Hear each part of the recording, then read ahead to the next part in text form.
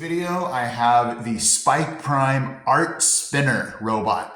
Super easy to build, so I'm going to show you the instructions for this. And you don't need to have a program on this because all you do is use the manual settings for your robot here. So when you see the heart, you just press the middle button and then you just get this thing to spin manually like that.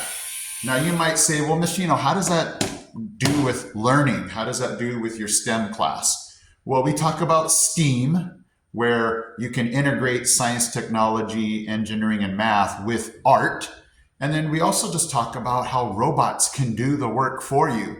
So I tell my students, you don't need to draw anything. You can just have your pen stay there and have the design kind of, develop by itself. So it's a lot of fun and it's super easy to build and you don't need to code. So for those of you that don't have a lot of time, where you might have a time crunch, this is a super cool lesson. So let's go ahead and go to the building instructions.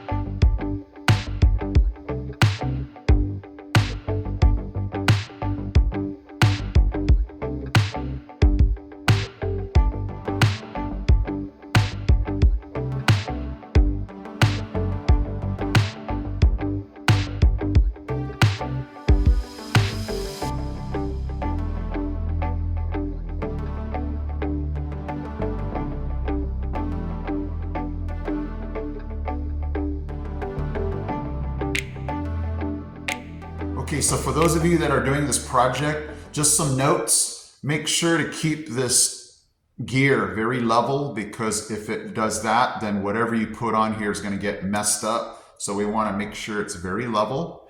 And I use index cards because they're cheap and I have a lot of them. You can use paper plates. I have 6-inch diameter paper plates, but I only tell my students you can have one.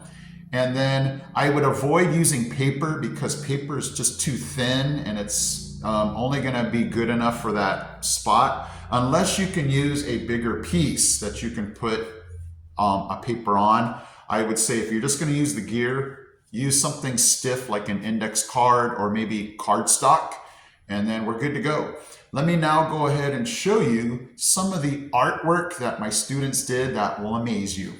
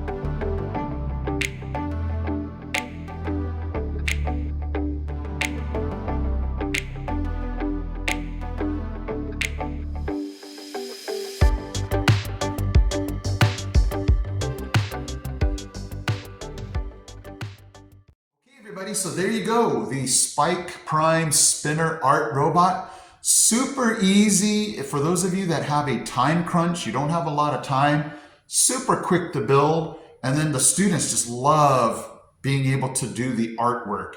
Those students that might be a little reluctant to work with a robot, once they saw that art was involved, their eyes lit up, they're like, I want to keep doing this.